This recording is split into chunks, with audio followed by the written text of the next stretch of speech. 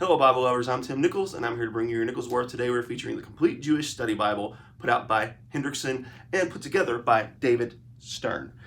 You notice a couple nice little ribbons. They seem a little smaller than 1/8. They are single-sided, which just means they are finished on one side. Nice little Orthodox look there with the gold lettering, and same on the spine, has some like gold leaf there. On the back, it has your introductory material, and it also has your ISBN number right there if you want to look that up. It does not have any gold foil on the page edges, and it is squared off as it is in most hardbacks. I like that it's not gold foiled, number one, because it's a hardback, and number two is because it is full color, and sometimes the gold foil look really strange on a full color Bible.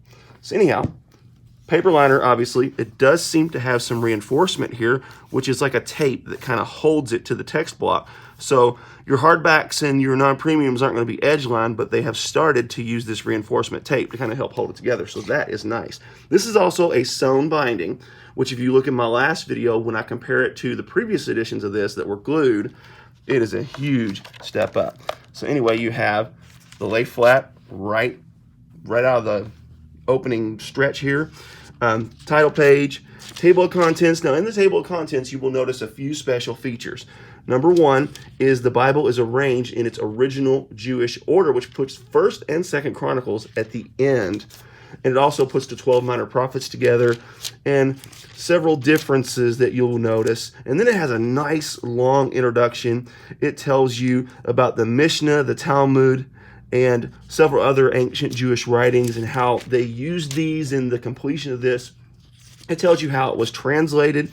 It gives you some of the features, anti-Jewish scriptural interpretations. In the New Testament, there are a lot of texts that are misinterpreted and misused to kind of speak negatively of the Jewish people when that wasn't Jesus' intent. You also have covenants, and this talks about how each covenant is built on the other, not canceled by the other. Jewish customs like their feast, Jewish-Gentile relationships, messianic prophecies, and whenever you see these, they're color-coded all throughout the Bible. The names of God. Names are super important because in Jewish culture, names weren't just flippantly used. Names defined a person's character, and that's why the names of God are so important. Sabbath, salvation and atonement, the holy days of Israel, the land of Israel, the Torah, and ultimately the tabernacle, which is featured all throughout it. So then it has a lengthy introduction. It tells you how it was interpreted. It tells you how it preserved the Jewishness of the Bible, why it used different words that it transliterated. There's just so much content to this. It also gives you kind of some Hebrew letters assist and different ways the Proverbs are used in parallelism, all sorts of just meaty content in this. And there's the messianic prophecies and how they were fulfilled. Just so much content just in the introduction. And of course, there's the Hebrew assist I was talking about just earlier. And as you move into the actual Bible itself, it will give you its Hebrew name, and it will also give you its English name. It gives you a nice little outline from a Jewish perspective. And then, of course, immediately you see some of the articles, the names of God, Elohim. Elohim is a generic word. It just means spirit being and not, something without a body. And there's all sorts of Elohim throughout the Bible. It gives us articles on the Sabbath, on the Messianic prophecies, and it's just, this thing is loaded all throughout. It's a 10-point font, single column, and I really like that it's single column because it gives you the ability to just kind of read it just like a book. It does have some commentary on the bottom. The commentary is a little more significant in the New Testament.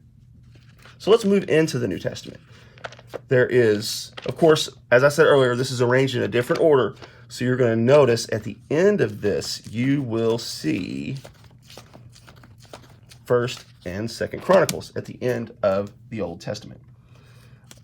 And actually, 1st, 2nd Chronicles was actually considered one book, as was 1st and 2nd Samuel, as was Ezra and Nehemiah, as was the 12 prophets.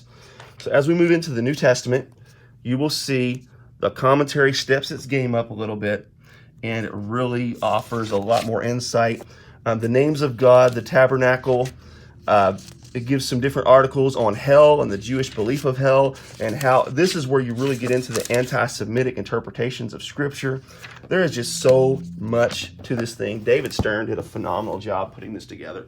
And really the whole concept behind this is to celebrate the Jewishness and the unity of the entire Bible. The Bible is one complete work put out by Jewish people. So the Old Testament and the New Testament, they're not in conflict with each other. And that's his whole point. There is so much more to this than I have time to divulge. And if you got any questions about it, just let me know in the comments. God bless you. Keep calm Jesus on. This is your Nicholsworth.